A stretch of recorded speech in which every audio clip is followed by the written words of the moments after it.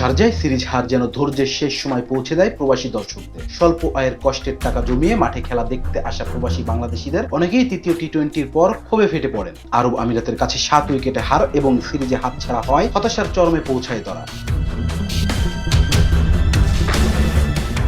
সেই হতাশা থেকেই বুধবার ম্যাচ শেষে বাংলাদেশের ক্রিকেটারদের উদ্দেশ্যে গ্যালারি থেকে শুরু হয় চিৎকার ও গালিগালাজ। সামাজিক যোগাযোগ মাধ্যমে ভাইরাল হওয়া এক ভিডিওতে দেখা যায়, খেলোয়াড়রা যখন মাঠ ছেড়ে ড্রেসিং রুমে ফিরছিলেন তখন এক দর্শক তীব্র ভাষায় গালাগালি করছিলেন। অন্য ক্রিকেটাররা মাথা নিচু করে গেলেও থেমে যান শামীম হোসেন পাটোয়ারি। তিনি গ্যালারির দিকে ইঙ্গিত করে সেই দর্শককে নিচে নামার আহ্বান জানান। শামীম এমন প্রতিক্রিয়ায় পরিস্থিতি আরো উত্তপ্ত হয়ে ওঠে। গ্যালারির অনেক দর্শক একসঙ্গে ভুয়া ভুয়া বলে চিৎকার শুরু করে। ঠিক তখনই সতীর্থ তানজিম সাকিব ফিরে এসে শামীমকে টেনে নিয়ে ড্রেসিং রুমের দিকে যান। সৌভাগ্যবশত পরিস্থিতি আর বাড়তে দেয়নি কেউ। শামীমও শান্ত হয়ে ভেতরে চলে যান।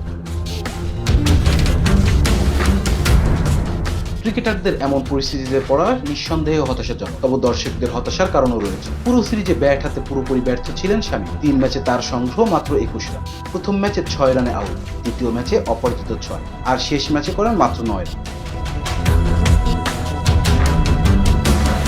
Rezwan Islam, B sports.